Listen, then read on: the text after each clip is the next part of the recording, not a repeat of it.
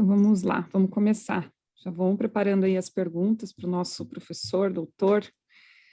E eu quero começar, Adriano, agradecendo imensamente por você ter aceitado o convite. Eu falava antes do pessoal entrar aqui, como é difícil a gente conseguir chegar assim em pessoas, né, que são top das suas áreas e ainda tem uma visão liberal. Então, eu estou muito feliz mesmo de a gente poder ter esse bate-papo. Agradeço, inclusive, ao Léo que fez essa ponte. Gente, para quem não conhece o Adriano Paranaíba é economista, como eu já tinha falado, mestre em agribusiness na área de concentração e sustentabilidade e competitividade de sistemas agroindustriais pela UFG, doutor em transportes na área de concentração logística e gestão pela UNB, professor do quadro permanente do Instituto Federal de Goiás, onde atua como professor de economia, gestão financeira e transportes turísticos, pesquisador líder do GP-GIM, Grupo de Pesquisa em Gestão, Inovação e Mercados, pelo CNPq, editor-chefe do periódico acadêmico Mises. E agora tem um nome em inglês aqui que eu não vou me arriscar a falar, mas ele também escreve num jornal americano e é diretor acadêmico do Instituto Mises Brasil. Recentemente foi assessor técnico da liderança do Novo na Câmara dos Deputados e subsecretário de Competitividade e Melhoria Regulatória no Ministério da Economia. Vocês viram que a gente trouxe alguém top mesmo para falar com a gente sobre transporte. Eu estava explicando para o Adriano qual que é a ideia desses nossos bate-papos, né? Ali no nosso gabinete a gente começou a ter umas discussões assim mais acaloradas sobre o liberalismo, o que eu faria se eu fosse deputada no caso tal, o que eu faria se eu fosse deputada no caso tal, e a gente pensou, poxa, por que não trazer pessoas que entendem do assunto, têm uma visão liberal e podem nos explicar, né, melhor e a gente possa perguntar, ter essa liberdade de ter um bate-papo. Então a ideia surgiu como um jogo, vamos dizer assim, de aprimoramento do conhecimento liberal do pessoal do gabinete. E aí, quando a gente faz esses eventos online, ainda mais com pessoas como o Adriano, a gente faz questão de abrir, né, para os nossos filiados do Novo, simpatizantes, filiados associados do Livres, para que essas pessoas também possam aí expandir seus conhecimentos liberais. Então, hoje a gente vai falar especificamente sobre transporte. O Adriano é top. Eu li, inclusive, um livro dele que chama Transportar é Preciso, que ele faz ali um joguinho com a palavra preciso tanto no sentido de necessário, quanto no sentido de precisão, né? Quanto mais precisão a gente tem no transporte, melhor para todo mundo. Então, o Adriano vai falar um pouquinho hoje sobre isso, porque, afinal de contas, hoje vocês não vieram aqui para me ouvir, vieram para ouvir o Adriano. E depois a gente vai ter um tempinho aí para fazer perguntas. A ideia é que seja um bate-papo mesmo, né, Adriano? O Adriano já até falou que não trouxe nem apresentação, para a gente ter uma conversa mesmo, então vão mandando as perguntas no chat, que eu vou selecionando aí no final para a gente fazer umas perguntas e explorar bastante o conhecimento do Adriano. Obrigada, Adriano. Seja bem-vindo. Na verdade, eu que agradeço muito a atenção, o espaço, e é um pouco recíproco a questão da gente ter o acesso às pessoas que estão, de fato, desenvolvendo as políticas públicas que impactam a sociedade, que, no caso, é a questão de vereadores e prefeitos, né? É engraçado que semana passada até me fizeram essa pergunta no meu Instagram, né? Falaram assim, Adriano, o que dá para fazer de liberalismo na área municipal, Adriano? Porque a gente criou um pouco essa visão messiânica, né, pessoal? De que a gente precisa do presidente liberal, que vai salvar o Brasil e que vai mudar tudo, né? E quando a gente pega a parte de transportes e quando a gente entra em mobilidade urbana, aí que a gente vê, cara, que quem tem poder de mudar as coisas é a prefeitura, né? Quem que pode fazer uma mudança de impacto imediato? Claro, muitas coisas estão sendo feitas na questão do governo federal, que estão melhorando muito a questão da lei de liberdade econômica, a lei que agora a ANP de ambiente e negócio virou lei. A gente tem uma série de decretos de desregulamentação, desburocratização, mas, cara, se a prefeitura não comprar a ideia, ela faz assim, ó, joinha para você. Joinha para você aí, governo federal, mas aqui você sabe que a Constituição fala que quem decide isso aqui sou eu. Então, só lamento, eu vou seguir o que eu quiser da liberdade econômica. E aí, os esportes Deixa eu só avisar que a minha mãe, Adriana, minha mãe entrou e é ela que está com o áudio aberto. Mãe, fecha o áudio. Pronto, desculpe. E aí, não, tranquilo. Aí o que acontece? A gente tem essa... E aí, quando a gente fala em transporte, é engraçado, porque transporte é atividade meio, pessoal. Então, a gente nunca vai conseguir achar solução para transporte, porque o transporte depende das outras coisas. Ele é resultado. É uma coisa lá que nós da Escola Austríaca estudamos muito, que é a questão de entender a diferença de causa e consequência. Então, o que é que está causando congestionamento? Toda vez que eu vejo pessoas discutindo o que é que nós vamos fazer para acabar com o congestionamento, eu falo, cara, sem chance de vocês resolverem isso. Ah, como acabar com os monopólios das empresas de ônibus? Não vai resolver isso, porque a gente tem que atacar a consequência, né? A causa disso. O que está causando essa consequência? Então, quando a gente fala em transportes, quando a gente entra na questão de mobilidade urbana, principalmente, a gente acaba tendo que discutir outras coisas que vão ser fundamentais para dizer se transporte resolve ou não. E é engraçado eu estar falando justamente com o pessoal de Curitiba, porque Curitiba foi os caras que inventaram, né? Infelizmente, esse ano, né, nós tivemos a grande perda, né, do Jaime Lerner, mas foi vocês que inventaram a invenção mais massa para tentar dar uma solução para a cidade, que é fazer essa combinação de uso de solo com a questão de corredores de ônibus. Por quê? Porque há um entendimento, né, e foi um dos lugares que conseguiu colocar isso na prática, né, até um certo limite, porque hoje Goiânia, né, eu sou de Goiânia, Goiânia também é uma cidade também que teve uma boa ideia quando se pensaram em transporte, porque combinou a questão de uso do solo também, mas à medida que a cidade foi crescendo, foi virando metrópole, aí foi se abandonando essa leitura de que uma coisa depende da outra, e aí acabou ficando ruim, tanto aí como aqui, porque nós esquecemos isso, que a questão de transporte é o resultado da estrutura física, da configuração urbana que nós damos para a cidade. Então, não adianta a gente falar de, nós temos que brigar por uma tarifa mais barata. Não adianta a gente querer falar de brigar por uma tarifa mais barata se como é que a gente está estruturando a nossa cidade, né? Então, assim, às vezes eu até me frustro, porque eu quero discutir transporte, eu tenho que discutir o uso do solo, né? Transporte, faz tempo que eu não dou palestra de transporte, né? Eu dou mais palestra de uso do solo. Por quê? Não adianta a gente falar, tem que melhorar o transporte, se a gente está cada dia mais abrindo um loteamento novo cada vez mais longe do centro da cidade. E a gente criando uma lógica perversa que a gente fica expulsando os pobres do centro da cidade. Então a gente pega os pobres, manda eles por cada dia mais longe, aí a gente obriga a empresa de ônibus a ir até lá buscar essa pessoa e voltar, né? A gente obriga o serviço a ser regular, então o cara Minha tem casa, minha Casa Minha Vida fez muito isso, né, Adriano?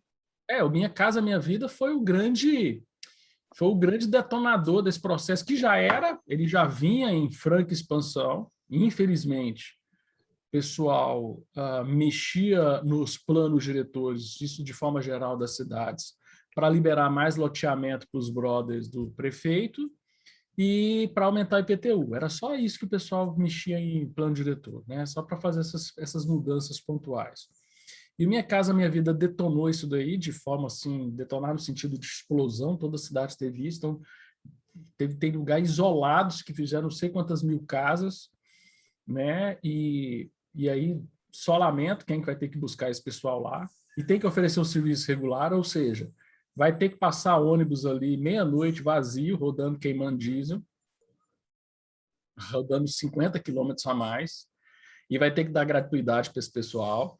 Então, assim, quando o pessoal reclama de empresa de ônibus, assim, é o pessoal que está lascado também. Não sei se tem alguém aqui de empresa de ônibus, mas, bicho, é o pessoal que também está no apuro, viu, meu amigo? Porque a gente está obrigando os caras a rodarem cada vez mais longe, com uma regularidade que vai aumentando muito a demanda, porque está cada vez mais longe. Para você ter uma regularidade, você vai ter que ter frota maior, rodar mais carro. E a tarifa não muda, né? Eu não sei faz quanto tempo muda a tarifa aí na cidade de vocês, mas aqui faz um tempo que não muda. Faz um tempo também.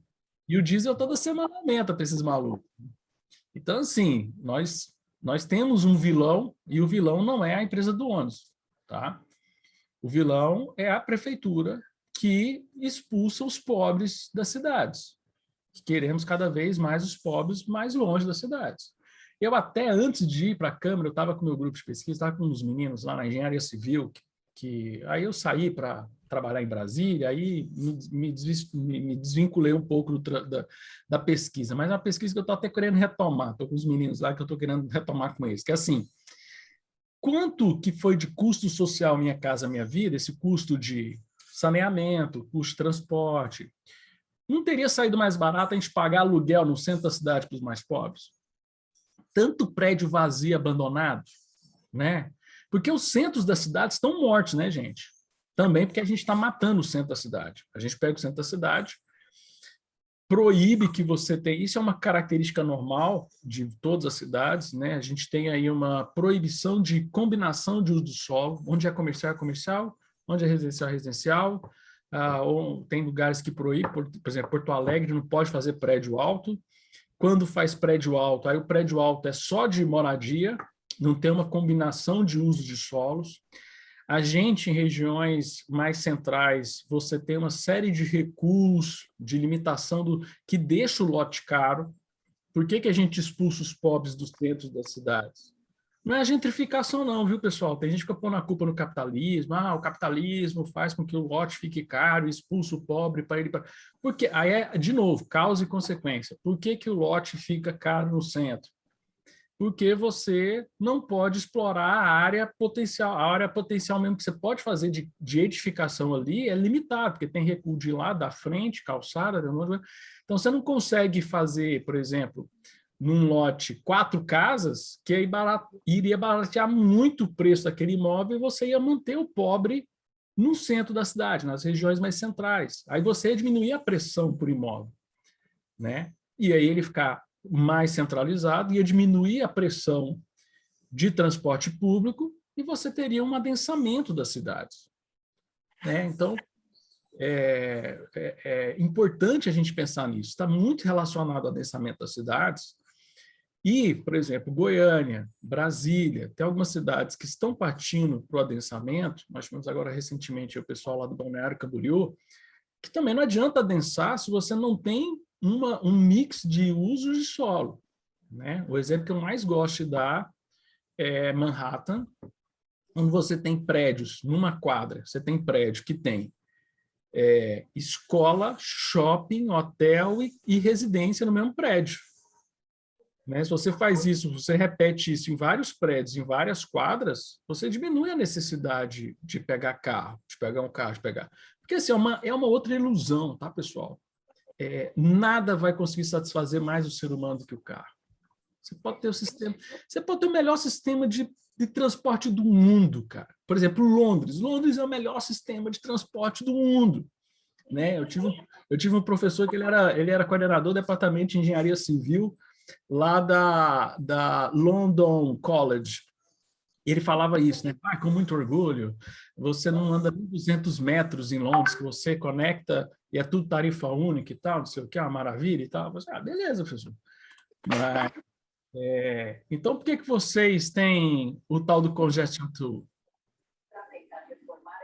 Vocês têm que cobrar pedágio urbano para a galera visitar o centro da cidade. Por que é uma fortuna o estacionamento? Por exemplo, quem tem garagem no centro de Londres é quase rico, né? Os caras alugam lá uma vaga de garagem no centro de Londres por 1.000 euros lá por mês. Por que o cara topa pagar 1.000 euros por mês? Por que o cara paga lá eu acho que é 6 libras esterlinas, o congestion tool deles lá, não sei como é que ficou agora na pandemia. Mas por que o cara topa pagar? Né? Porque o cara quer andar de carro. Quem tem grana, ele quer andar de carro. E isso fica aumentado no Brasil quando o sistema de transporte coletivo é um lixo. É um sistema muito ruim, né? E quando a gente fala em sistema ruim, aí nós temos de novo outro lado, né? O pessoal fala, por que é ruim? Aí o pessoal acha que é porque não tem ar-condicionado. Vamos fazer...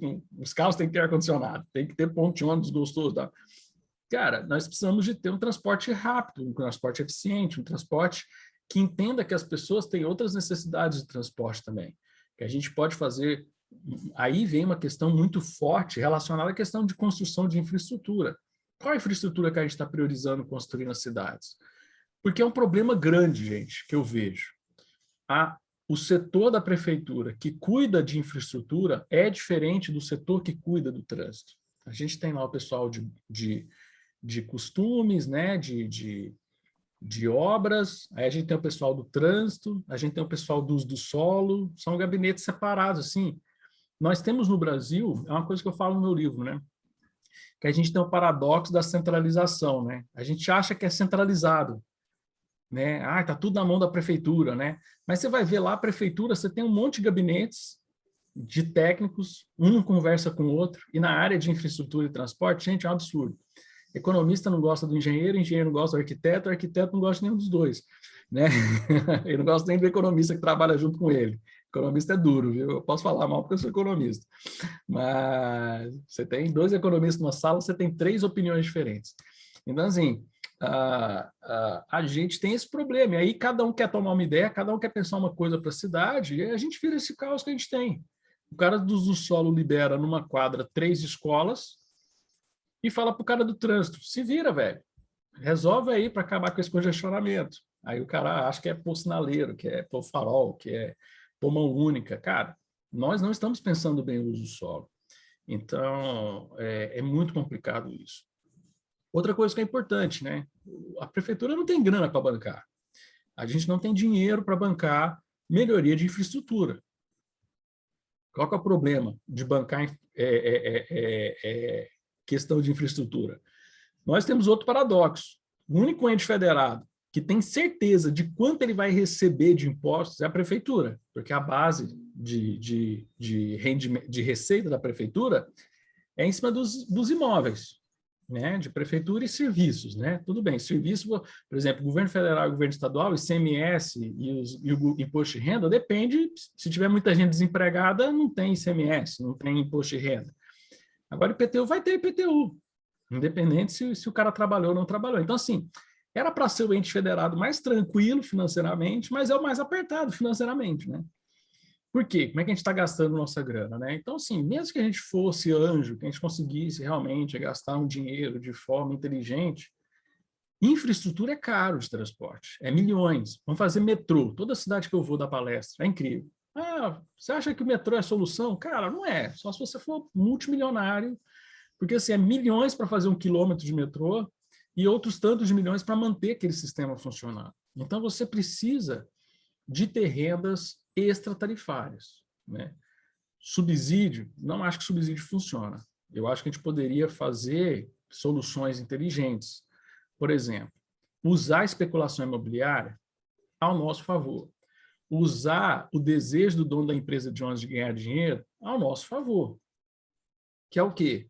Olha, tem linhas muito boas, né? Por que em vez... A gente pode alugar essas linhas e pegar a grana do que a gente ganhar dinheiro com essas linhas e pagar outra empresa para rodar nas linhas que não são superavitárias.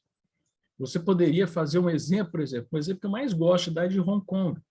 Hong Kong, o que eles fizeram? Eles tiveram a sacada de usar um mecanismo chamado Land Value Capture, que é você fazer captura de valor imobiliário e, em cima da especulação imobiliária, você conseguir financiamento para poder financiar obras de infraestrutura. Mas eles foram inteligentes. Por quê?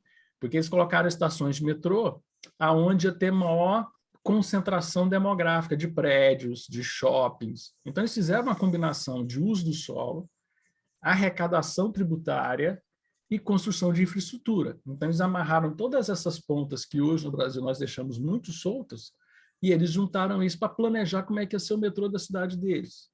Na Polônia, a gente tem bons exemplos também de que usaram essa valorização imobiliária, porque se eu monto uma estação de metrô num bairro, aquele bairro, os imóveis vão valorizar. A valorização imobiliária vai gerar um IPTU melhor, mais caro um pouco, vamos dizer assim, que isso pode ser direcionado, né? Então aí é uma questão, aí já é uma questão constitucional, já é um problema, né? Que a gente teria que mudar o jeito de calcular o IPTU. Mas dá para fazer sem mexer em Constituição, que seria o quê? A gente vê quanto que seria o IPTU adicional pela especulação imobiliária e eu fazer um caixa com aquilo, e separar aquela grana. Ó, aquela grana vai ser para... E aí a gente fazendo um fundo que, se a gente tem uma constância, uma boa administração desse fundo, o Banco Mundial empresta grana baseado nesse fluxo de caixa para você pagar isso daí. Então dá para fazer, tem países que fazem esse fluxo de caixa para pegar dinheiro com o Banco Mundial, para fazer metrô, para fazer VLT, para fazer BRT.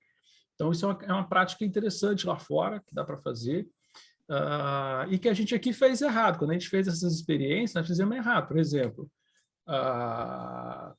o Porto Maravilha, a gente fez um grande vacilo, né?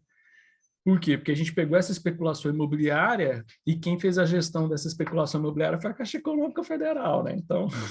Foi tudo de uso político esse ganho de valor de mercado dos imóveis, e hoje eles estão com um grande problema lá, né, de vender lá CEPAX, de fazer os instrumentos lá de exploração do uso do solo.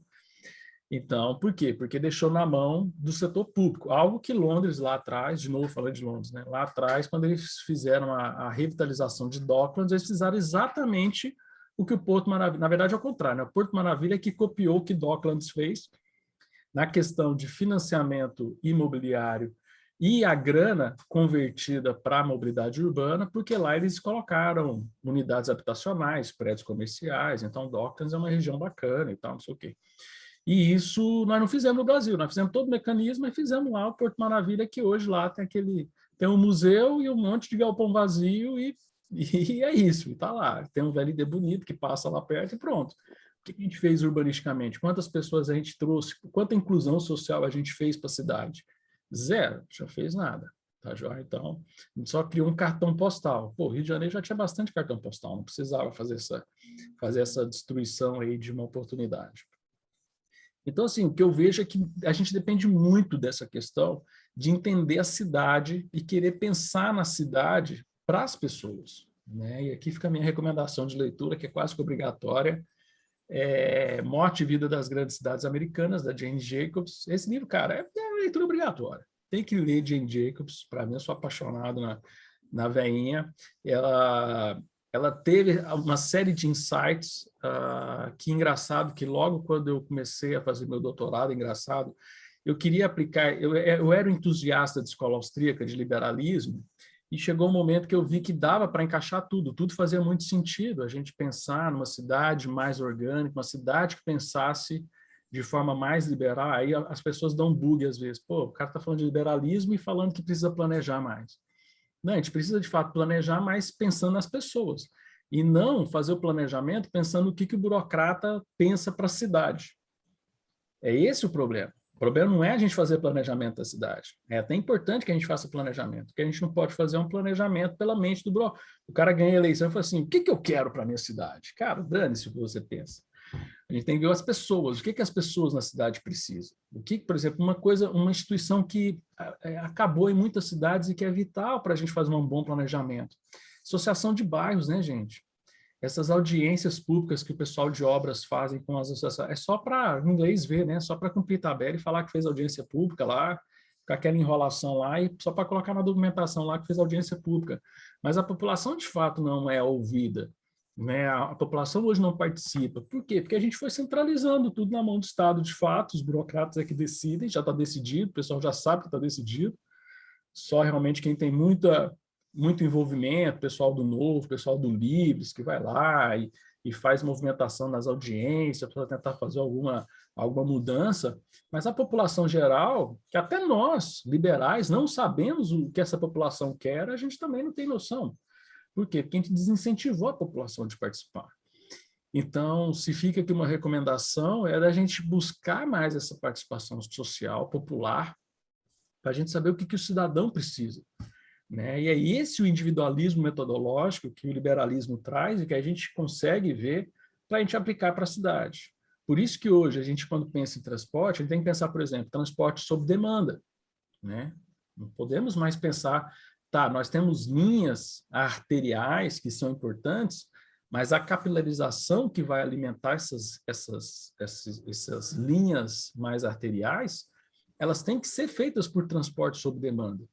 E aí você pode colocar concessões na mão de outras empresas, e em vez de a empresa grande ver eles como concorrente, vai ver eles como parceiros, porque eles vão jogar passageiros dentro das linhas arteriais. Então, você resolve o problema. Você não obriga a empresa hoje que tem a licitação a rodar mais longe. Você dá aquela linha mais longe, aquele pedaço dali para frente para alguém fazer um transporte sob demanda. Ah, Adriano, mas isso não dá dinheiro. Não dá dinheiro para aquela empresa grande. Para uma empresa pequena que o cara tem 2 vans, para ele é ótimo, que lá vai dar grana para caramba, né? Ah, mas van vai dar problema. Nós já tivemos experiência no Brasil de van. Aqui em Goiânia até deu problema de morte de presidente de sindicato de van. Mas por quê? Porque as vans, quando elas começaram no Brasil, elas vieram como concorrente da linha de ônibus. Por quê? Porque o cara da van ele parava no ponto de ônibus e roubava o cliente do cara da linha. Agora a gente tem essa maravilha chamada celular, né, meu?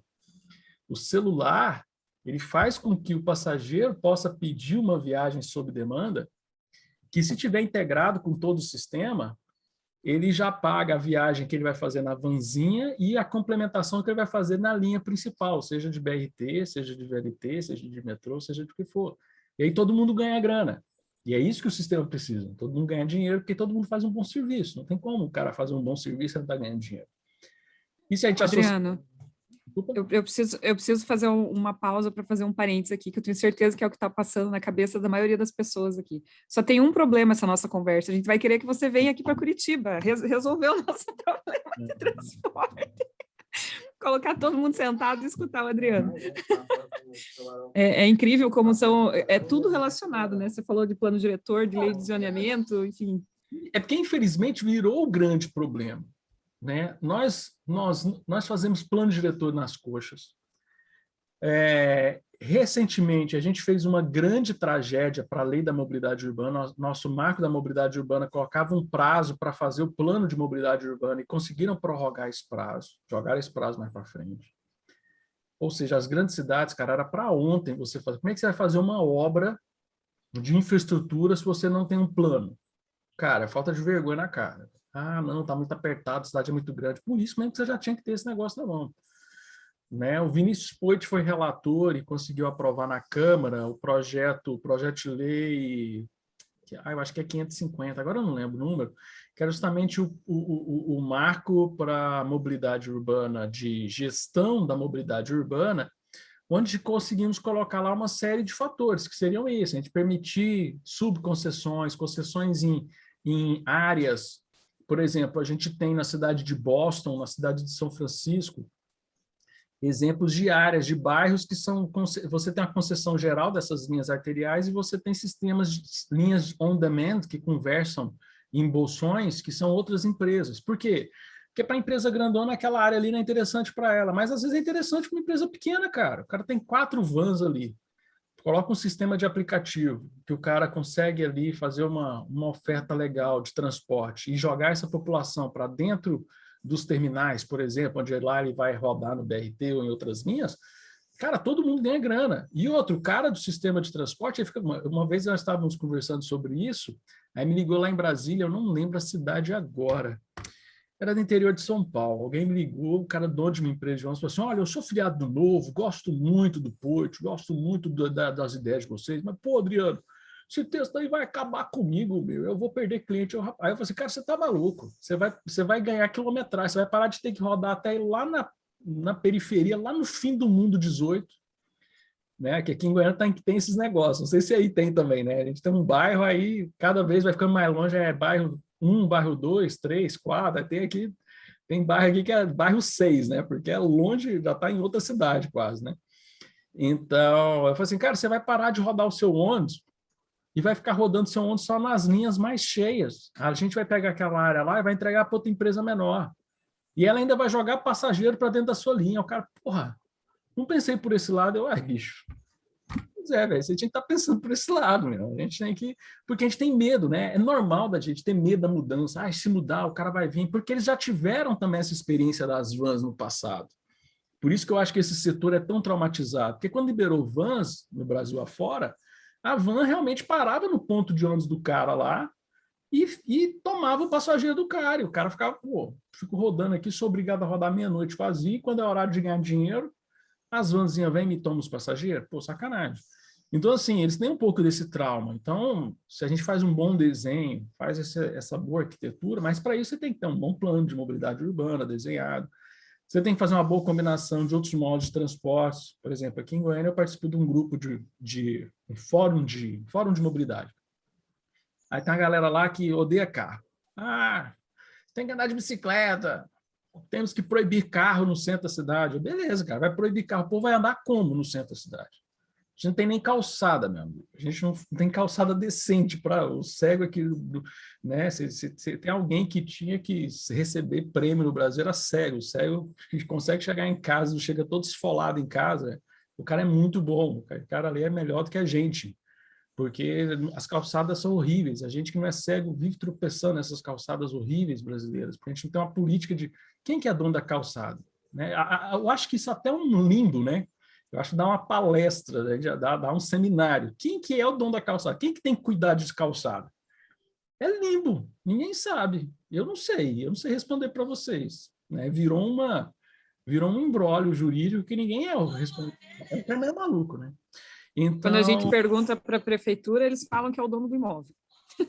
Eles jogam para o dono do imóvel. é porque assim, a história da calçada é porque assim, a calçada ela não era para ser dentro do imóvel, e aí quem que mudou, acho que foi o Paulo Maluf, que aí jogou com essa história do recuo, jogou a calçada para dentro do imóvel e deu um desconto do IPTU. Rolou um negócio assim, aí tem cidade que seguiu e teve cidade que não seguiu, aí tem assim até os órgãos públicos, a calçada é um lixo também, né? Então, assim, é muito complicado essa questão da calçada. Então, você tem esses desdobramentos gigantescos para a gente discutir no Brasil e que a gente não discute. A gente acha que o problema é o sistema. Né? Então, por exemplo, semana passada, até depois quem quiser acessar, lá no site, no YouTube do IPEA, eu dei uma palestra no IPEA semana passada sobre questão de como escolher projetos de mobilidade urbana. Aí eu dou lá eu dei uma aprofundada e tal. Então, assim, aqui eu estou tentando fazer mais como bate-papo, mas aí quem quiser depois ver lá, e lá eu mostro uma metodologia que eu estou desenvolvendo no meu grupo de pesquisa e tal, para seleção de projetos de mobilidade urbana, mas que a gente tem que enfrentar isso como uma questão que não é só resolver o serviço de transporte, é pensar na infraestrutura, é pensar no uso do solo da cidade, é pensar em toda essa combinação. Se a gente não fizer essa juntada, a gente vai ficar os caras discutindo transporte separado dos caras que discutem a tributação da cidade, separado do pessoal que discute o uso do solo. Que, na verdade, essa combinação tinha que ser feita. Por quê? Porque o transporte vai ser resultado do uso do solo e a forma como a gente tributa vai garantir um financiamento legal. Sempre vai ter especulação imobiliária, gente. A diferença é, nós vamos usar isso a favor da nossa cidade ou a favor dos lobistas que não estão pensando na cidade? Então, é isso. Então, sempre vai ter especulação imobiliária. Vamos usar isso a favor da cidade, da população, para ajudar a financiar obras de infraestrutura que permitam aí uma melhoria para a cidade.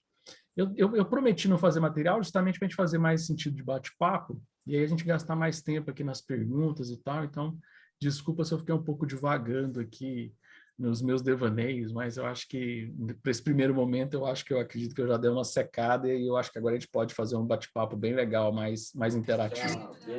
Acho que foi uma excelente introdução. Inclusive, Adriano, essa semana a gente estava comentando contigo, né? Essa semana passada, na verdade, nós votamos aqui em Curitiba um novo regime emergencial para subsídio do transporte público. Na verdade, o que a gente ouviu muito, assim, existe um contrato que foi mal feito e que precisa ser cumprido. Então, ou a prefeitura cumpre o contrato, ou depois vai ser questionado na justiça. Nós acabamos votando contra o projeto, porque ele não respeitou a lei de responsabilidade fiscal, não trouxe de onde ia sair o recurso, quanto ia custar, a estimativa do impacto orçamentário, enfim. Mas o que a gente percebeu é que não tinha muita escapatória, né? Então, aqui em Curitiba, desde o começo da pandemia, já foi, sei lá, mais de 300 milhões de reais para a empresa de ônibus. E aí a população fica muito revoltada, né? Mas, enfim. Assim, só fazer um adendo, porque isso é uma realidade que está acontecendo em todas as cidades. O problema é, não estão aproveitando esse momento, tá, vamos... problemas, né? Nós obrigamos o cara a ficar rodando com o ônibus vazio, porque ele tinha que cumprir o contrato, mas a gente tirou a renda dele porque a gente falou que não podia viajar a gente em pé. Então, de certa forma, a gente... Só que como não foi planejado isso, como não foi pensado, como é que a gente vai fazer? Como é que a gente poderia fazer um bem bolado? Aí ninguém quis discutir isso, os caras entraram no vermelho e precisaram da grana. O que eu estou preocupado é que estão dando a grana, podia dar a grana e aproveitar o momento de ver, então vamos repensar o sistema, vamos repensar o modelo, tá, a gente dá 300 milhões, beleza, vamos fazer assim melhor, vamos dar 400, mas a gente senta aqui e a gente revê todo o modelo, porque o modelo já estava falido antes, não é a pandemia que faliu o sistema, a pandemia só jogou a pá de cal em cima. Então, nós vamos dar 300, 400 milhões e vai continuar ruim? Porque vai continuar. Infelizmente, essa é a realidade. Porque a gente está pondo uma grana para o cara cobrir o caixa dele vermelho. Amanhã está zero na conta dele e o serviço está um lixão. Então, a discussão que a gente tinha que estar fazendo é, os caras precisam dessa grana, mas vamos repensar o modelo. Se a gente libera a grana, mas a gente precisa sentar na mesa o setor público, as empresas de ônibus e a população, e nós temos que rever todo o modelo. Desculpa te atrapalhar, mas é porque senão eu vou acabar esquecendo. Não, imagina, mas na verdade a gente também levantou esse debate, né? A gente falou assim, claramente não está funcionando esse sistema, porque com pandemia ou sem pandemia, a prefeitura continua subsidiando. Então a gente falou bem isso, né? Está na hora da gente repensar o sistema de transporte. E eu não tenho a resposta qual que é o sistema ideal, mas certamente a gente precisa rever, né? Repensar esse sistema que não está funcionando. Adriano, eu vou fazer a primeira pergunta, já vou abrir aqui para o pessoal. Você falou bastante do plano diretor, da lei de zoneamento, que isso tudo está integrado com essa questão do transporte que a gente está discutindo aqui, né? Na tua visão, assim, o plano diretor e a lei de zoneamento deveria ser, tipo, o mais largado possível, ou você ainda acha que precisa ter um pouco de regulamentação? Não, eu acho assim, cara, tem que ter um mínimo de regulação possível, porque a cidade ela é dinâmica, né? Mesmo porque as regras ela tem que ter sinalizações de que, havendo mudanças, você não vai travar a cidade, né? Por exemplo, hoje uma das coisas, até escrevi isso quando foi sair a lei da liberdade econômica, quando ainda era MP. A MP de liberdade econômica falava da questão de jornada de trabalho, né? De livre contratação de jornada de trabalho. Eu acredito que muita coisa do congestionamento que a gente tem nas cidades hoje é por causa das nossas leis trabalhistas. Uma alta regulamentação. E como a gente criou a jornada de trabalho de 8 horas, a gente meio que massificou o horário que todo mundo tem, o horário que todo mundo sai do serviço. Se a gente tivesse mais flexibilização de leis trabalhistas, o cara ia entrar às 2 da tarde, o outro ia entrar meio-dia, o outro ia trabalhar de noite. Tem muitas cidades que o centro da cidade, o comércio é todo obrigado a fechar às 6 da tarde. É um convite para você fabricar cracolândias, né? As regulamentações que a gente tem hoje para comércio transforma os centros das cidades em cracolândias. Por isso que os lugares piores da cidade é o centro, que era um lugar para ser um lugar onde todo lugar do mundo que você vai é um lugar que gera riqueza, gera grana, que gera inclusão social, que gera emprego, porque aí você tem ali o uso dos locais, que costumam ser os locais mais turísticos, e ali você tem mais gente andando, você tem mais comércio, mas a gente proíbe, a gente cria uma série de regras que proíbe. E a gente tem, então assim, eu acho que tinha que ser o mais liberado possível, porque hoje, gente, é um absurdo. Hoje, para você autorizar qualquer negócio, cara, todo negócio que você vai tem 200 papel, alvará de não sei o que, alvará de não sei mais o que, e aí tem que ter Nossa, minha esposa é veterinária, então ela tem um hospital, uma clínica veterinária. Gente, umas burocracias, assim, umas coisas surreais que pedem. Aí na outra visita, a vigilância pede outras coisas, porque aí é muito subjetivo, né? Então, assim, a gente tem uma série de subjetividades, qual que é o problema da regulamentação, da regulação?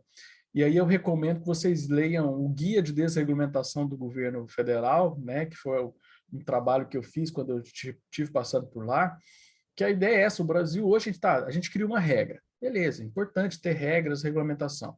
Aí a gente vai melhorar, aí a gente vai criando camadas de regras, que aí o fiscal, quando ele vai lá, ele tem um calhamaço de regras da mesma coisa. Aí você tem a regra do bombeiro, que às vezes é diferente da regra da vigilância sanitária, que é diferente às vezes da regra do Ministério da Agricultura, e aí a gente fica perdido. Então, assim, a gente tem que enxugar as regulamentações, ter regras simples, porque regras simples são fáceis e claras de se cumprir. Ninguém decide, eu vou ser ilegal porque eu gosto de ser ilegal, porque eu odeio o governo. Tá, tem muita gente que odeia o governo, mas o cara não fala assim, eu quero ser ilegal, quero montar um negócio legal. Meu sonho, chega na escola e fala assim, menino, o que você quer ser quando crescer? Eu quero montar um negócio legal, eu quero sonegar, eu quero ser o Al Capone. Ninguém quer isso. As pessoas fazem isso porque as regras são difíceis de serem seguidas, porque as regras não são claras, o cara desiste de ser legal. Então, nós, com os nossos códigos de postura, com as nossas regulamentações na cidade, a gente convida, a gente tem uma série de segmentos que, para funcionar, eles têm que ser ilegais, e outros que, para serem legais, eles vão ter um alto custo e vão gerar os problemas que a gente falou agora há pouco. Então, tem que ter um mínimo de regramento possível para a regra ficar clara e simples, para todo mundo conseguir seguir e entender. E se precisar surgir um entendimento, a gente desenrola aquele entendimento, né? Vê aquela particularidade, trata aquilo, né? E segue algo que é importante. Tomou aquela decisão, beleza. Então, toda vez que surgir isso, a gente vai ter que seguir esse mesmo entendimento. Né? No direito tem lá a jurisprudência, por que na análise regulatória a gente também não pode ter uma regulamentação que sempre tem que seguir a decisão do vazio regulatório que a gente teve anteriormente, que é a tal da regulamentação responsiva, né? Você não regulamenta para evitar que o problema aconteça, né? Você deixa o mercado às vezes acha soluções, aí se surge um problema, você responsabiliza e cria uma regra nova, porque às vezes causou um dano, alguma coisa, e aí é o lema principal do liberalismo, né? Liberdade requer responsabilidade. A gente dá liberdade pro cara. Ah, mas e se causar dano? A gente ferra o cara, mano. Simples assim. Por que que Brumadinho? Vamos pegar Minas Gerais. Por que que nós tivemos o problema de Brumadinho? Né? Por falta de fiscalização. Por que que Brumadinho tinha falta de fiscalização? Porque o órgão público, os nossos órgãos públicos, tem que estar preocupado até com o pipoqueiro, velho. Tem que estar até preocupado com o cara que vende bala. Tem que estar fiscalizando se o cara tem um carrinho na rua vendendo fruta. Pô, por que que em vez de fiscalizar esse povo, deixa, cara? E aí vão gastar energia em atividades que realmente trazem risco. Barragem, usina, fábrica. Tinha que estar fiscalizando esses caras, porque lá sim tem dano, é aquilo que nós temos lá na instrução normativa, agora eu esqueci o nome, meu Deus do céu, agora eu me ferrei todo, que cria critérios lá de danos, que é a União Europeia, Estados Unidos, todo mundo tem, ó, atividades que têm baixo risco, a gente não tem que ficar queimando neurônio fiscalizando. E é o que a gente mais vê na internet, a gente postando foto da polícia, fiscal lá preocupado com ambulante, com feirante. Ah, não, gente, para. Tem chance de dar certo esse país, não. Pois é.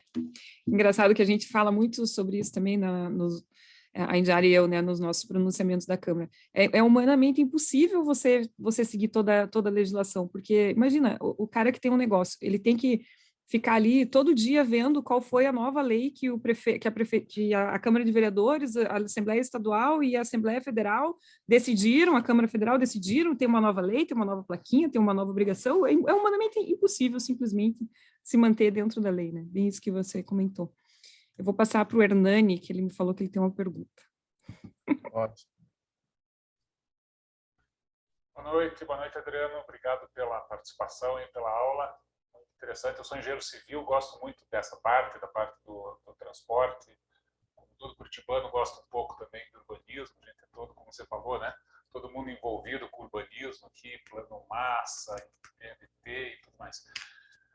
Mas eu queria perguntar um pouco sobre o transporte. Eu não sei se a ideia é falar só sobre transporte urbano ou sobre o transporte rodoviário também, outros modais e tudo mais. Podemos falar porque, para mim, cada dia que passa está mais integrado, né? Sei.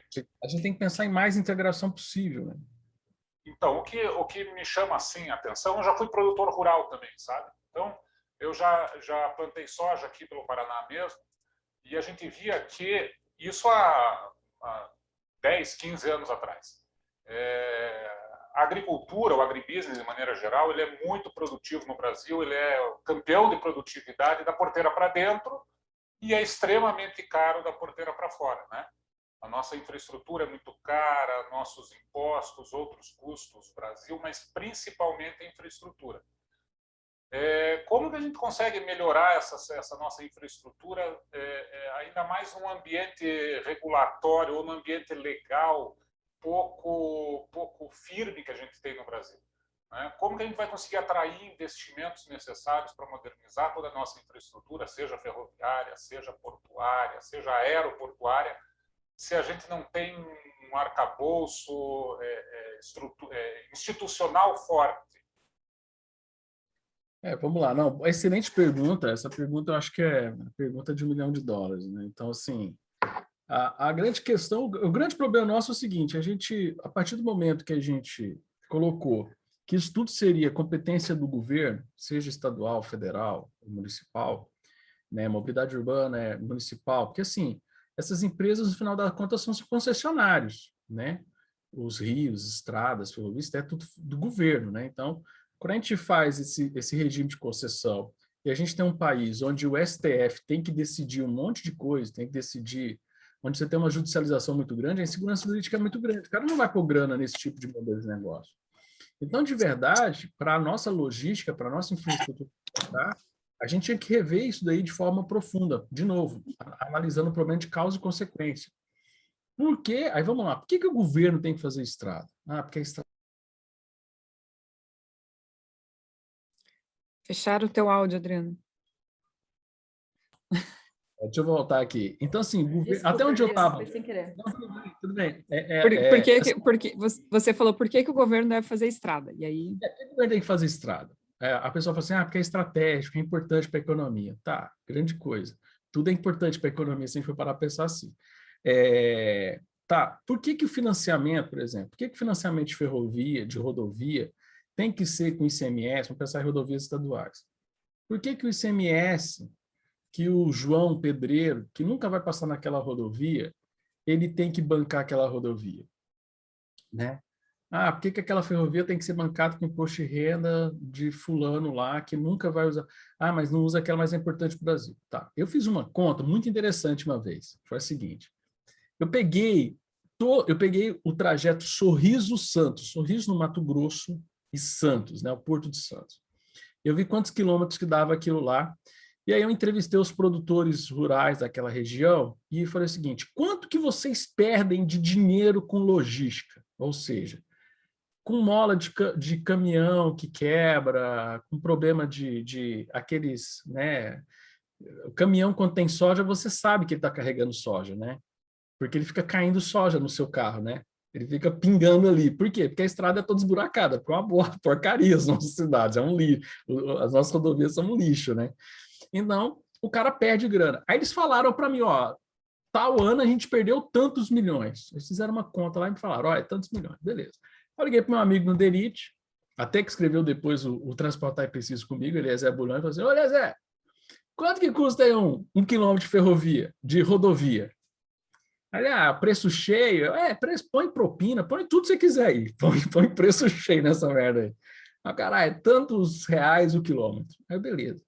Gente, aí eu peguei quanto esses caras perderam de produção em um ano, dava para fazer metade do caminho de Sorriso até Santos. Chegava ali em Goiás e quase chegava no meio do caminho.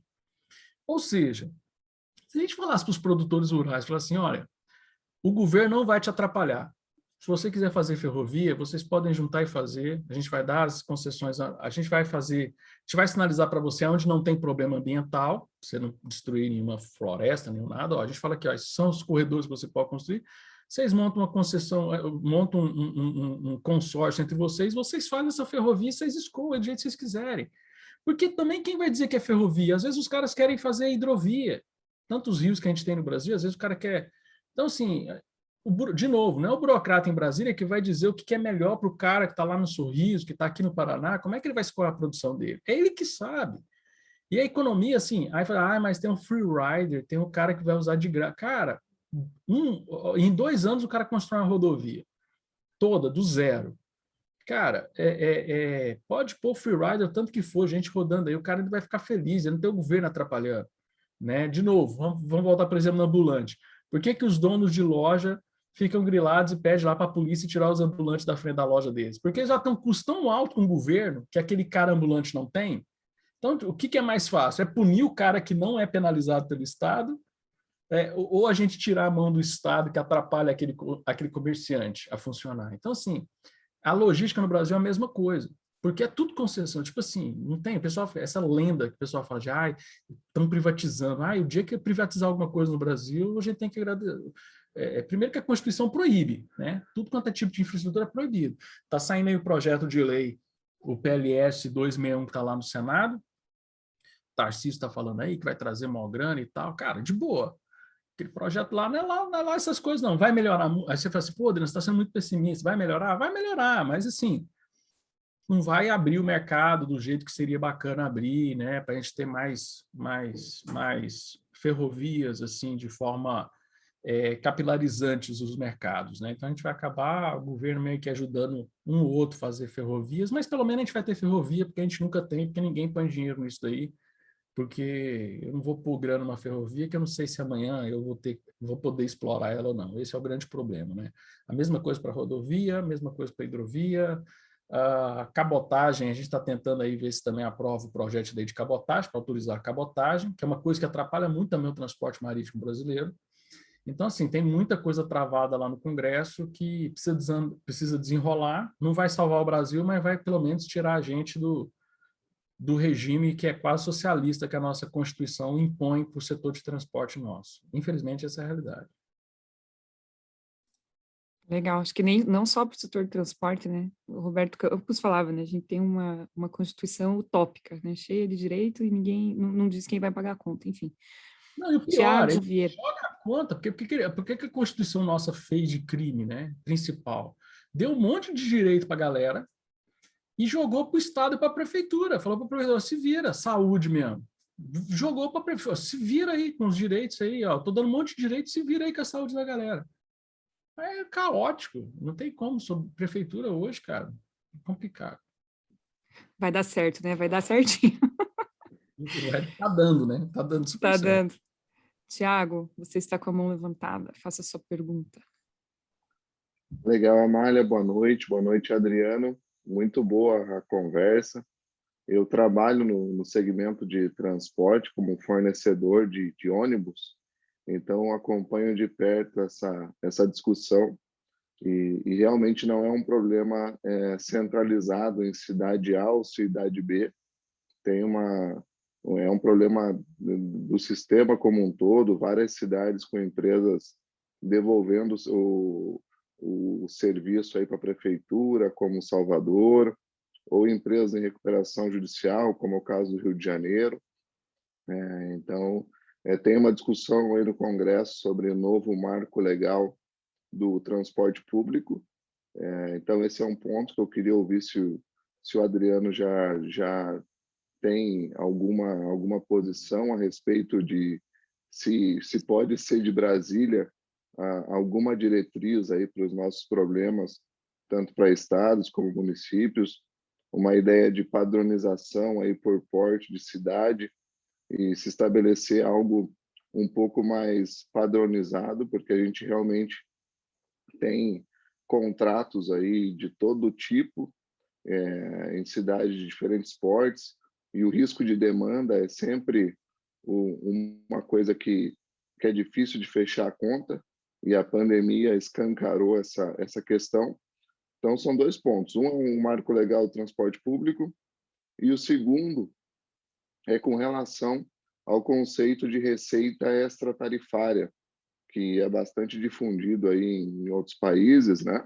E que o transporte individual deveria, de certa forma, custear o transporte público, com alguns mecanismos como cobrança de impostos de estacionamentos, cobrança de impostos de Uber, e, de certa forma, até no próprio combustível dos automóveis, e essa conta ajudaria a pagar o furo que existe em linhas de menor fluxo, e que, de fato, é o furo que prefeituras melhor capitalizadas conseguem fazer, como Curitiba, São Paulo, Recife, entre outras. Então, são dois pontos aí que eu queria ouvir a opinião do Adriano. Um abraço, pessoal. Beleza. Tiago, boa pergunta. Eu gosto desse tema, cara, de receitas extratarifárias, né? O problema, assim, tem uma gama de receitas extratarifárias que eu acho que se a gente adotasse, a gente teria aí um peso menor e a gente teria... O Tiago falou uma coisa importante que é legal a gente falar aqui. O automóvel, ele tem um custo social. Qual que é esse custo social? É o custo do congestionamento, de parar o trânsito, né? Por exemplo, você pega lá Florianópolis. Cara, uma vez eu fui lá numa audiência pública em Florianópolis. Foi muito engraçado, né? Que os caras estavam falando que o problema do sistema, eu falei assim, cara, não adianta. Vocês podem colocar 1 milhão de ônibus na rua aqui. Vocês têm uma ponte que liga o continente com a ilha. Esses ônibus vão ficar tudo parado. Por quê? Porque você tem muito carro na rua. Então, é bem o que Londres fez com o tal do Congestion Tool, que é um pedágio urbano. A questão da gente cobrar áreas de estacionamento é muito importante. Só que é o seguinte, o que o pessoal faz? Não implanta nada disso, implanta o que é mais fácil, que é o imposto lá no Uber, por exemplo, que em São Paulo fez. Aí eu vou lá e jogo a conta no coitado do Uber para ele pagar essa conta, sendo que o Uber é uma forma, é um serviço que ele reduz o problema social, porque o Uber, gente, ele reduz a necessidade de estacionamento no centro da cidade, porque ele fica rodando, ele não é um carro que para, que é o que você faria se você fosse de carro. Então, quando você anda de Uber, você não vai usar estacionamento do centro, então você está ganhando aquele espaço, mas ele ainda mantém o congestionamento, correto? O que acontece, e aí é uma conta que precisa ser feita, a gente precisa rever, por exemplo, o nosso IPVA, porque o nosso IPVA, cara, ele é por peso, né? Ele é por peso do carro, ele não é por uso do carro, né? E cada vez mais a gente paga rodovias, porque elas estão sendo concessionadas, né? Por exemplo, aqui em Goiás vive me ligando, né? Ah, Adriano, você é a favor de ter pedágio? Eu sou a favor de ter pedágio, mas podia diminuir o IPVA, né? Porque boa parte do IPVA era para fazer a manutenção daquela rodovia, não era? Agora eu vou ter que pagar a rodovia. Pô, então tinha que diminuir o meu IPVA, porque aí faz sentido. O IPVA, aí só paga o que o IPVA cobraria de mim da rodovia estadual de quem usa a rodovia estadual. Essa é a lógica do pedágio, porque a gente poderia pensar nessa forma também no pedágio urbano. Mas se a gente não rever o IPVA, a gente vai ter mais imposto. Aí, tipo assim, esse é o problema nosso. A gente pega as ideias, cara, tem umas ideias muito legais. Por exemplo, na Dinamarca tem uma ideia que, assim, eles conseguem, como é país pequeno, é muito fácil monitorar. Eles pegam os locais que têm mais congestionamento e faz com que aqueles postos tenham imposto mais caro, para o combustível ficar mais caro ali. Então, para inibir o cara não ir para aquelas áreas que formariam mais congestionamento. Mas, bicho, isso tem uma engenharia sensacional. Os caras lá, eu participava das reuniões da Associação de Economistas de Transporte, a associação, né, a ITEA, International Transport Economics, e eles faziam uns congressos muito da hora, os caras faziam umas plantas muito massa. Aqui no Brasil, o pessoal pega os impostos novos que os caras criam lá e querem implementar, e o cara ainda tem um monte de custo que ainda continua. Então, assim, esse é o problema, a gente não raciona. Por isso que não se enxerga como receita extratarifária. Por exemplo, estão cobrando imposto dos caras do Uber de São Paulo. Eles estão separando essa grana? Como é que está a gestão dessa grana? Ela está sendo direcionada para o objetivo dela? Então, se a gente não tiver uma gestão disso, dessa grana, não adianta a gente querer cobrar mais, porque, de certa forma, a gente já cobra bastante das pessoas de forma irracional, né? Toda vez que a gente faz uma mudança na nossa planta eu brigo, toda vez aqui, já fui lá na nossa Câmara, teve um vereador que brigou uma vez comigo, aí ele falou assim, eu duvido que você venha aqui conversar comigo. Eu vou, vereador, eu vou aí tranquilo, sem problema. Aí o senhor disse isso na internet, está errado, que o senhor falou, não falei isso, agora você está distorcendo o que eu falei e tal. Né, que ele falou que não estava aumentando imposto. Eu falei assim, não, se você está mudando o cálculo da base do imposto, você está aumentando o imposto, é mais do jeito que vocês estão mudando a conta. Né? Então, a gente tinha que fazer o contrário, a gente tinha que incentivar as pessoas a construírem mais na cidade, porque se as pessoas constroem mais na cidade, vai gerar mais imposto para a prefeitura. Agora, a gente já quer aumentar o imposto antes do cara construir, a gente quer passar um drone para ver se o cara tem uma casinha de cachorro lá e tributar a casinha do cachorro cara. Então, assim, vocês estão brincando, mas eu já vi prefeitura que fez isso. O IPTU do não dá ideia, não dá ideia. Tem prefeitura que faz isso, passa o drone assim, aí compara a planta do IPTU do cara. E sabe por que eu fico grilado? É assim, que a prefeitura vira para o cara e fala assim, mas na hora que você construiu a sua casa, você quer pagar o valor venal, você não quer pagar o valor real. Né? Aí fica essa discussão, mas quando o governo resolve desapropriar minha propriedade, ele quer pagar no valor que ele quer, né, também. Então, assim, são dois pesos, duas medidas. É que nem eu falei, se a gente tem uma regra clara, por exemplo, acabar com esse negócio de valor venal, cara, é uma enganação, né, valor real, valor venal, uns tem maluco, porque vamos fazer uma regra simples e clara, quanto que você paga, como é que funciona o IPTU, e pronto, né? Então, assim, a gente complica muito, e aí fica difícil. Aí qualquer proposta de mudança só vinga, Tiago, esse é o grande problema, só vinga quando as ideias de aumentar mais a arrecadação. Mas a contrapartida de aumentar a oferta de serviços para compensar essa perda de bem-estar social nunca vem. Esse é o problema. Opa, na real, aqui em Curitiba, eu acho que eles fizeram também, não com drone, mas usando imagem de satélite, e atualizaram o IPTU de algumas pessoas. Eu passo para o Leonardo, eu acho que ele tem um contato de todo mundo, acho que eu tenho uns 2 artigos publicados, onde eu fiz até um levantamento das formas de arrecadação que vários países criaram e tal, tem umas tabelas comparando o que gera. Legal. Eu vou te mandar, Leonardo, agora que eu não lembro, assim, mas vai dar certo. Mande para nós. Que eu mando. Obrigada. O próximo que estava com a mão erguida era o senhor Edson. Você abaixou a mão, quer falar ainda ou já foi respondido? Quero, Amália. Então vai lá. Eu gostei da introdução aí que o Adriano fez, mostrando como que o problema do transporte ele é motivado por um milhão de fatores, todos podem estar relacionados, né? Então, ele comentou que Curitiba, eu acho que é um bom exemplo, porque lá na década de 70, se não me engano, é que o IPUC definiu, né, junto com a prefeitura, sei lá, não sei os atores aí, mas foram definidos os eixos estruturais onde a cidade deveria crescer, né? E hoje a cidade é bem organizada. Eu queria perguntar, não sei se alguém da nossa reunião aí sabe se o IPUC continua ativo, né? Se a gente continua planejando o futuro de Curitiba. Isso é uma curiosidade minha. Ou a gente ficou só naquele planejamento passado. E uma segunda observação que eu queria fazer é que acho que uma palestra como essa, uma discussão como essa, devia, de repente, a vereadora Amália devia convidar toda a Câmara para aprender um pouquinho, né, sobre esses problemas, para todos os vereadores se sensibilizarem e terem massa crítica para a gente ajudar a resolver os problemas da cidade, né? Mas vamos lá, devolvendo o microfone. Sobre o IPUC, Edson, eu acho que continua planejando, mas eu acho que ainda muito dentro da caixinha do que foi feito antes, assim, sem muita modernidade, sabe? Acho que são as mesmas pessoas que continuam lá, então não rola uma modernização das ideias. Porque a gente tem que pensar que a cidade mudou, né, galera? A cidade, as pessoas, elas já não têm mais uma rotina de um emprego só.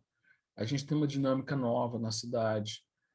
As escolas entraram, elas participam muito mais forte dentro da lógica do dia a dia das pessoas, principalmente quem usa o carro. Os shopping centers também é uma sinalização. O que é um shopping center, né? Eu gosto muito de dizer isso. Shopping centers são lojas que desistiram da rua pública, né? Eles preferiram o espaço privado, com ar-condicionado privado, com segurança privada, com estacionamento privado, porque eles cansaram da cidade, eles cansaram da promessa da prefeitura de que ia cuidar deles. Então, o shopping center é uma sinalização de que a gente precisa rever muita coisa das nossas cidades, né? Porque os comércios desistiram das nossas ruas. Isso contribuiu para o aumento da violência nas ruas. Então, tem esse desdobramento todo, né? Então, eu tenho uma colega que ela, até tive a grande satisfação de tê-la na minha banca de doutoramento, onde ela fazia essa conta das portas, né? Quanto menos portas você tem numa rua, mais insegura ela é. Então, era um estudo muito legal, muito bacana e faz todo sentido, né? Porque ruas muito vazias ficam ali mais perigosas, aí tem mais assaltos e tal, e tem tudo a ver com o abandono, né? As pessoas estão indo para condomínio fechado, as pessoas estão desistindo da cidade. Então, porque a dinâmica mudou e a cidade precisa se reinventar para trazer essas pessoas de novo para dentro da cidade. Ou uma pessoa que topa pagar um preço muito caro de um imóvel bem localizado, ele diminui a dependência de carro, ou ele vai ter que realmente ser escravo do carro, porque ele vai ter que morar longe da cidade, trabalhar longe da cidade. Essa é a verdade. Então, a gente precisa reinventar o que nós pensamos de planejamento da cidade, porque o que as pessoas querem da cidade mudou.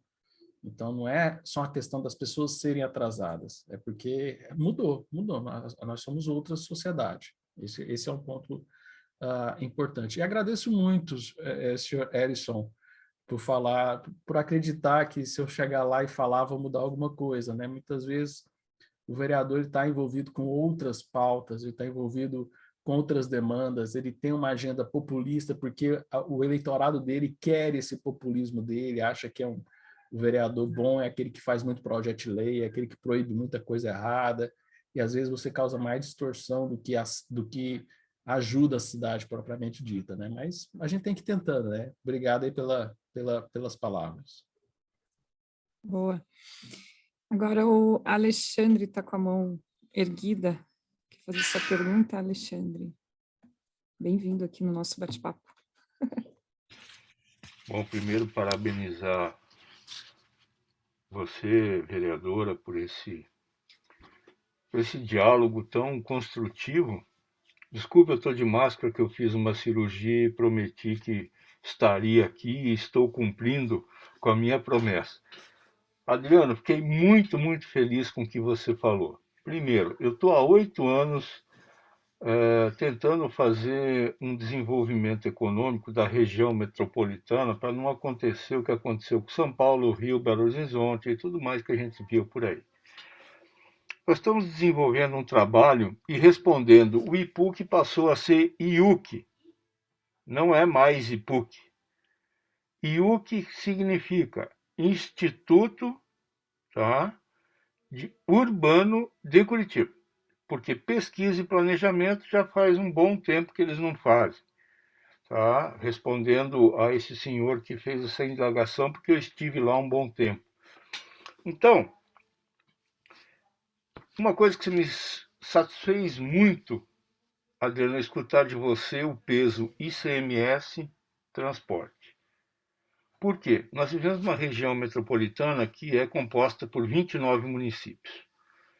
E eu tenho municípios a 60 quilômetros da capital que tem pessoas que morrem porque não tem uma estrada que leve o doente, dia de chuva, que é a cidade de Doutor Ulisses. E ainda não tem asfalto. E eu fui perguntar para as autoridades do estado por que não tinha estrada. E eles sempre me falaram que é devido ao retorno de ICMS que justifica a infraestrutura. Aí eu fiquei pensando, gozado, né? Para você formar a cidade, o município antigamente era a lei de telefonia, né? Que é o DDD que mandava na história. E agora eu fico pensando o que as pessoas têm que fazer, e você me deu uma dica muito legal, que é, de repente, fazer o consórcio de construção de uma cooperativa, se possível for, não sei se tem aparato legal, eu acho que a cooperativa é a única saída legal entre os municípios, né? Para construir um planejamento de transporte. Você, olha só, recebi o dado hoje do IBGE que em 2017 entram diariamente, dia útil, em Curitiba, 1.700.000 pessoas que entram no sistema de transporte. E eu não tenho ainda as coletadoras para facilitar esse transporte. Ou seja, foi idealizado os schools, mas não articulando com as 11 cidades limítrofes. A projeção que o IBGE faz para 2030 é 2 milhões de passageiros dia. Não adianta, o Adriano falou uma coisa sensacional. Não adianta se aumentar o número de ônibus, que vai acontecer o quê? Vai engargalar, o sistema não vai ter essa capacidade. Da mesma forma, se você extrapolar, como ele falou, né, qual é o nosso compromisso enquanto sociedade com um fluxo? Porque nós temos o planejamento urbano que é obrigatório, e principalmente da mobilidade no tecido urbano, né? E aí, Adriano, eu te pergunto, a saída seria a constituição dos consórcios como solução, porque o problema, não estou dizendo de Curitiba, mas vamos dizer das outras cidades, o gestor público é o responsável da territorialidade. E eu entendo assim, se ele é responsável, a Câmara Municipal, por exemplo, é responsável em articular esta demanda. Estou errado na minha linha de raciocínio? Opa, obrigado aí pela pergunta, senhor Alexandre. Melhoras aí na sua recuperação. Torcendo aí pela sua saúde. Eu Obrigado. aproveitar que todo mundo está gostando da minha fala e vou ser um pouco polêmico, agora dá para a gente ser polêmico, né? Porque às vezes a gente é polêmico, aí a gente tem que ir maneirando, então dá para ser polêmico agora. De novo, a leitura de causa e consequência, né? Por que que a gente tem tanto município linfome na cidade? Né? Por que que a gente tem região metropolitana tão grande assim, de tanto município, né? Porque a gente permitiu que município que não era para ser município virar município, né, gente? Tem município aí que não paga o gabinete da prefeitura. Por que que esse município ainda quer ser prefeitura? Por que que esse município ainda quer ser município? Então, concordo, o consórcio entre municípios resolveria, mas a gente poderia pensar nesse pessoal voltar a ser um município só. Você, cara, o gasto público que você já reduz. Pô, assim, tem um estudo que mostra que quanto menor o município, mais dependente ele é de transferência do governo federal. Então, assim, por que então a gente não revê essas prefeituras? Por que a gente não diminui essa quantidade de prefeituras, né? Porque você diminui essa quantidade de prefeitura, aí o repasse do ICMS fica mais. Às vezes, por exemplo, são municípios um do lado do outro, que uma rodovia atendia os dois, eles se juntam. Então, eu estou propondo algo além do consórcio. Além do consórcio, você tem só um prefeito, quantos quilômetros de asfalto, um ano de salário de prefeito que você está economizando, você vai conseguir fazer, e o melhor, de manutenção anual que você consegue fazer. Então, assim, a gente teve uma pulverização, a Constituição nossa permitiu. Aqui em Goiás, gente, tem, assim, 400 e tantos municípios. Minas Gerais tem mais de 800 municípios. Gente, não precisa disso, não. Esse pessoal reúne aí, vira uma prefeitura só, se organiza e consegue aí prover ali a infraestrutura mínima para a sua cidade, porque se você é município e depende de governo federal, tem algo muito errado, né? Só corroborando com você, Adriano, nós temos 29 municípios. Os 7 primeiros municípios são os responsáveis pela maior arrecadação de ICMS, do PIB do Estado. Ou seja, as 19 outras vivem do fundo de participação dos municípios. Só para corroborar com isso. Isso é a realidade de Curitiba e região metropolitana. Aí, gente, aí vira uma coisa perversa, porque aí Curitiba, aí grana de Curitiba, não estou aqui também querendo fazer briga entre municípios, tá?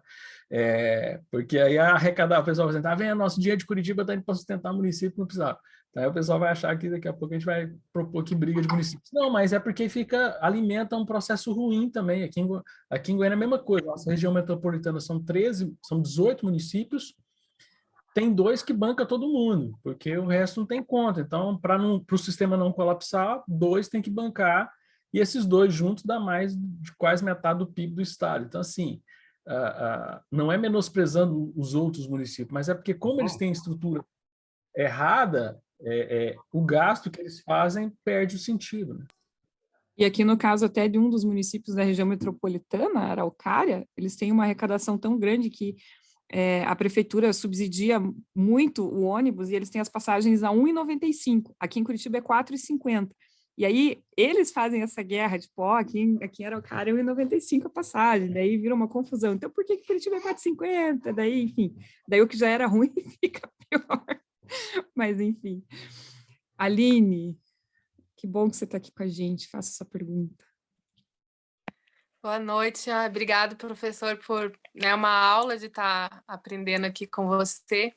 E eu sou arquiteta, urbanista e também apaixonada pela Jane Jacobs, eu sou muito fã dela. E o que eu queria perguntar é se aquela questão que tem no Estatuto da Cidade, de os terrenos que estão desocupados e que já tem uma infraestrutura ótima, que foi uma coisa que você falou no começo ali, de pagar o aluguel, né, em vez de ter construído tanto a Minha Casa Minha Vida, se isso na prática funciona mesmo, se as prefeituras conseguem ir aumentando o IPTU para obrigar aquele terreno que já foi beneficiado, de certa maneira, por toda uma infraestrutura, a ter um uso social do solo, né? Porque o solo também tem essa questão do uso social. Então eu queria, porque eu venho da academia, então na academia isso é muito bonito. Não, a gente vai aumentar esse IPTU e aumentar o IPTU até que o dono dele resolva fazer alguma coisa útil com aquele terreno e se isso realmente é viável. Até o meu TFG foi de uma regularização fundiária de uma área que tem aqui em Curitiba, da Portelinha, que fica num bairro super valorizado, com toda a infraestrutura que é na Santa Quitéria.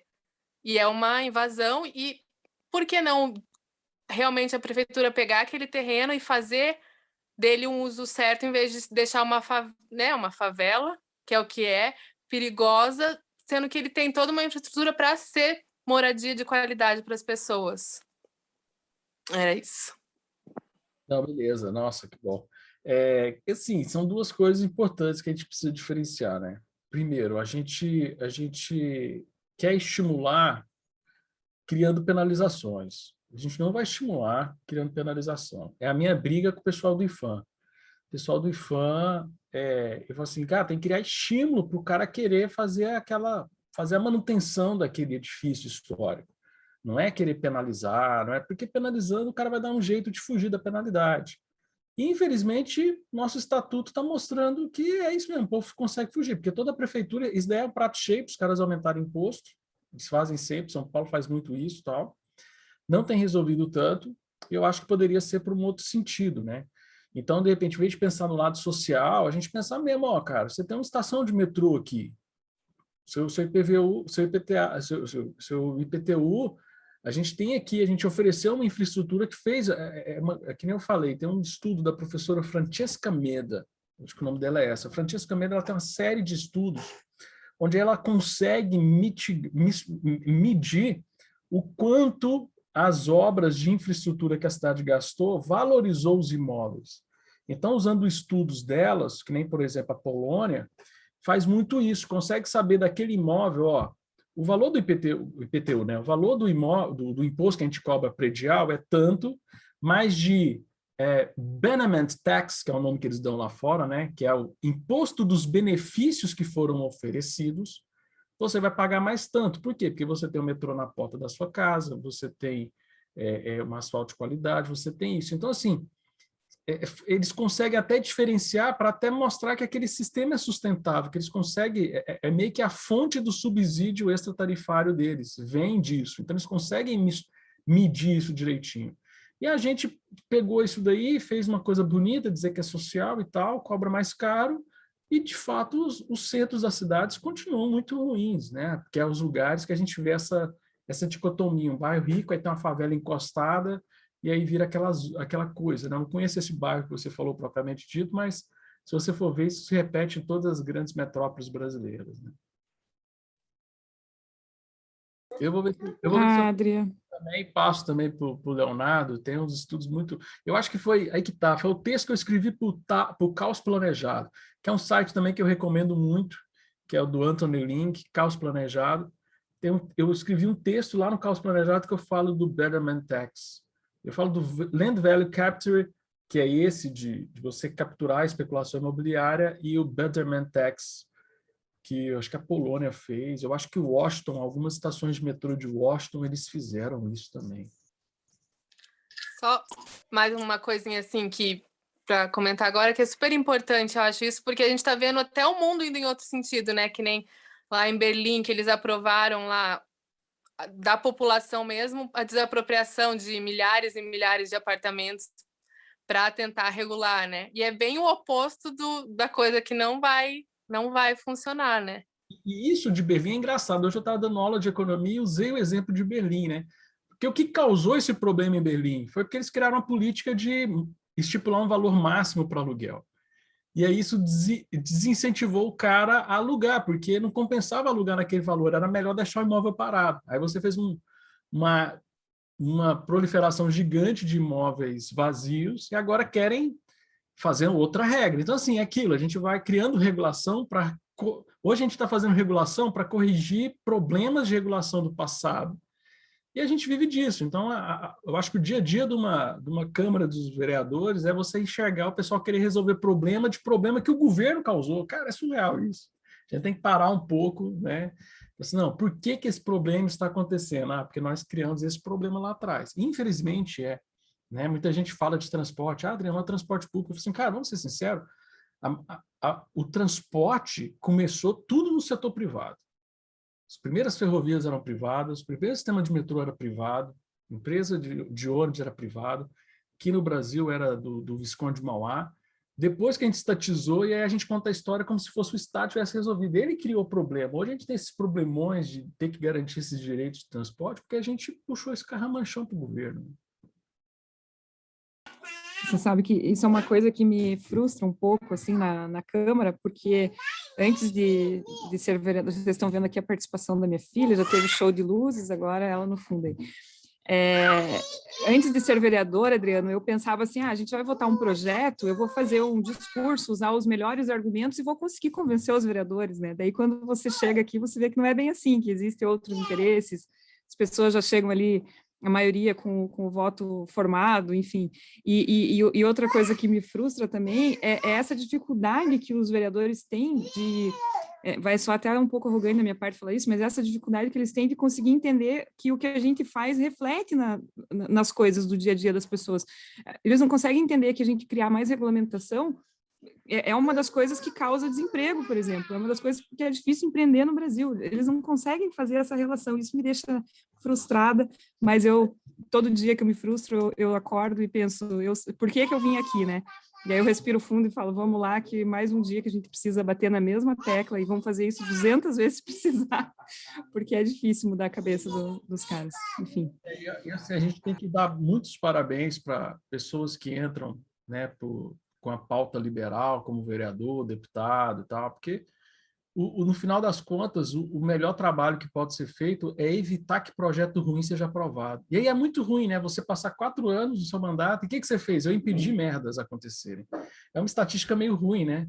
Mas você fez muito mais do que aprovar um projeto sensacional. Você evitar que 20 projetos ruins sejam aprovados, às vezes vale muito mais do que uma grande sacada, um grande projeto que pode mudar de fato o Brasil. Só de você evitar que eles atrapalhem a cidade, já é um grande mandato. Então tem que criar uma estatística, né? Eu lembro que a gente passava por isso lá na liderança, lá no governo, no gabinete dos deputados federais do Novo. Falava assim, pô, qual a nossa estatística? A gente impediu um monte de merda acontecer. Não dá para a gente mostrar aí para os nossos filiados, né? Como estatística, né? Então, assim, mas dá trabalho, evitar que ideias ruins sejam aprovadas, dá muito trabalho, e às vezes funciona mais do que tentar mostrar para a galera que aquilo lá... Porque o cara quer mostrar para o eleitorado dele. Ele é produto do populismo, ele está lá por causa do populismo e para ele está certo, é interessante. Você vê assim, pessoas boas, pessoas de bom coração, claro, tem muito mau caráter, mas pessoas boas, assim, bem intencionadas, vão lá e propõem umas ideias idiotas. Então, assim, porque, né, falta aí esse convívio com as ideias do mundo real, conhecer mesmo assim, a realidade das pessoas, né? É verdade. A gente está se encaminhando para o final, eu vou só responder e eu estou com o coração apertado aqui, porque eu ia ficar mais umas 2 horas te ouvindo. Mas eu quero só responder rapidamente a pergunta que o Giovanni fez, que ele perguntou aquela ideia maluca de passagem grátis para todos, morreu ou ainda corre o risco de ser votado? E aí, Adriano, se você quiser finalizar fazendo um comentário sobre isso, eu vou resumir rapidamente o projeto. A ideia é que, para cada carteira assinada em Curitiba, é uma ideia bem simples, para cada carteira assinada em Curitiba, o empresário paga R$90, e aí esse dinheiro de todas as carteiras assinadas, esses R$90 de todas as carteiras assinadas, serviria para bancar todo o sistema de transporte de Curitiba. A ideia é simples assim, e daí é grátis para todo mundo. Bom, não preciso nem dizer minha opinião, né? Mas se o Adriano quiser concluir falando a opinião dele sobre isso, a gente já encerra, Adriano. É interessante, né? Ideias ruins, elas nunca surgem do nada, né? Essa ideia é uma ideia muito ruim que a gente tem lá na região metropolitana de Paris, né? Na Ile-de-France, que é o Tracement Tax. Até o nome é horrível, né? Que é isso, eles têm um subsídio que é pago, o número de empregadores, o número de empregados que você tem em cidades que são beneficiadas pelo EPSUR, que é o sistema de transporte da Ile-de-France, que é a região metropolitana de Paris, né? Você paga um valor que ele subsidia o sistema, né?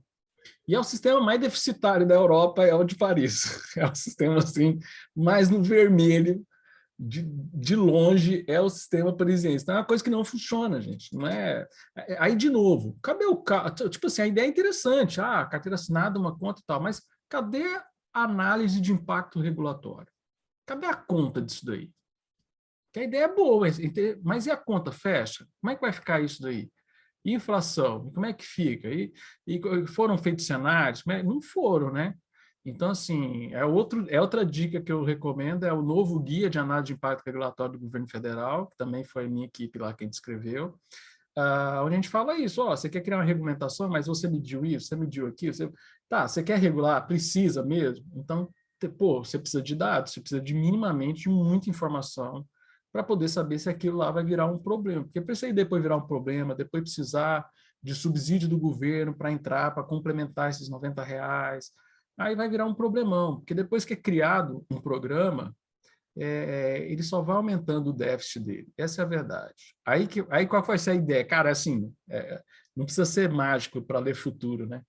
No Brasil, um negócio começa a dar errado. Aí o que eles fazem? Eles criam uma comissão aí bola algo para dar mais gasto, para descobrir por que aquilo está tendo gasto, né? Aí cria uma comissão provisória que vira permanente há algum tempo, vira uma autarquia, e aí não acaba nunca, né, gente? É surreal como a gente consegue querer resolver os problemas de falta de dinheiro gastando mais dinheiro, né? Cara, Brasil é incrível.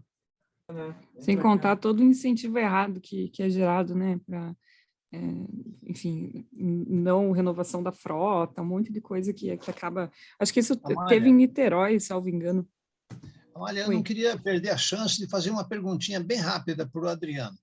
O que ele acha... Se o Adriano tiver tempo, porque a gente tinha combinado até 9 meses, se ele não me matar... Vamos lá, pode ser. Pois é. A gente então tem a gente tem a gratuidade para maiores de 60 ou 65 anos, né? Isso aí não é um erro também?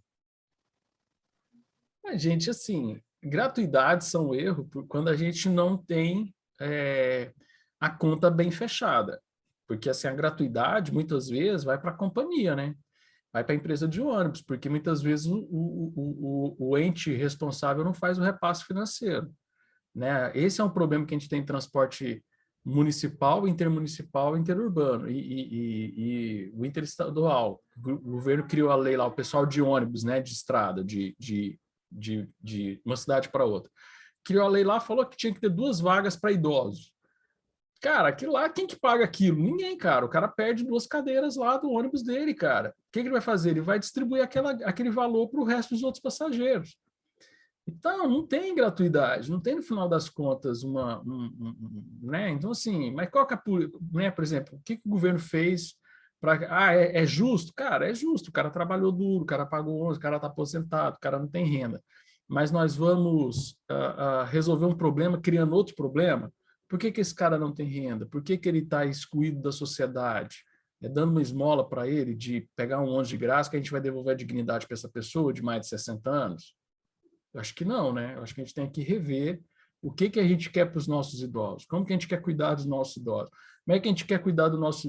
A gente não consegue pensar nas pessoas, vai pensar nos idosos na cidade. Como é que a gente quer planejar uma cidade, como é que a gente quer pensar uma cidade que vai ter mais idosos no futuro? Como é que a gente está vendo a acessibilidade?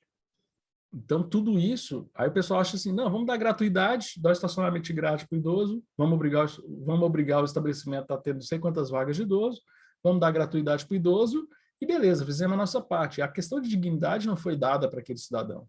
Então, assim, de novo, problema de causa e consequência. Por que eu preciso dar gratuidade se eu podia estar dando dignidade para ele? Esse era o papel nosso. Excelente, muito bom. Adriano, passamos 3 minutinhos do combinado, mas eu acho que o pessoal adorou, eu, enfim, estou aqui querendo ficar horas e horas conversando contigo. E deixa eu só falar uma coisa que eu estava pensando aqui. Salvo engano, em 2025, aqui em Curitiba, nós vamos discutir lei de zoneamento, plano diretor e o novo contrato das empresas de ônibus. Então, talvez a gente tenha aí uma oportunidade, né, que está ali num horizonte não tão longe, de conseguir fazer uma revolução aqui no sistema de transporte de Curitiba, né? Daí já vou contar com a sua ajuda, Adriano. Legal. Tamo junto. Obrigado, pessoal. Léo, quer falar rapidinho? Eu queria só falar que todos os links que o Adriano falou, eu coloquei aqui no chat, tá, pessoal? Se quiser aproveitar para pegar os links aqui, eu coloquei tanto o guia de desregulamentação, tudo que o livro, tudo que ele foi falando, eu fui jogando no chat aí. Quem quiser aproveitar os links, vai no chat. Aí deixa eu aproveitar que está acabando, deixa eu fazer a propaganda aqui do nosso... Por favor. Transportar é Preciso foi o livro que a gente publicou e agora a gente transformou ele num podcast, então toda semana temos episódios novos que você pode escutar no Spotify, temos alguns episódios que são vídeos, então, na dúvida, entra no site transportarepreciso.com.br, que tem todos os episódios, tem episódio que a gente conseguiu fazer infográfico, então, assim, estamos estruturando legal, mas a gente já está partindo aí para o nosso 16º episódio. A gente já falou de bastante coisa, queremos falar cada vez mais coisas. Então, acessem lá no site, que aí depois você pode escutar no Spotify. Aí os episódios que tem vídeo, tem já no YouTube. Então, assim, a gente está tentando fazer um conteúdo bem acessível para as pessoas que querem escutar mais sobre transporte, né? Que é uma coisa tão importante para a gente hoje em dia. Excelente. Obrigada, Adriano. Obrigada mais uma vez por você ter topado aqui esse bate-papo. E já fica o convite aí para o pessoal participar dos nossos próximos bate-papos. E, enfim, espero que a gente, Adriano, consiga estabelecer aqui uma relação de ajuda, né? Para que nossa cidade também possa contar com as suas ideias aí no futuro breve. Teremos essa oportunidade. Muito obrigado, pessoal. Valeu. Obrigada. Um abraço. Tchau, tchau. Boa noite, pessoal. Valeu. Obrigado, pessoal. Obrigada a todo mundo que veio. Obrigado, pessoal. Boa noite. Obrigado. Adriano. Boa noite, gente. Obrigada. Boa noite. Boa noite.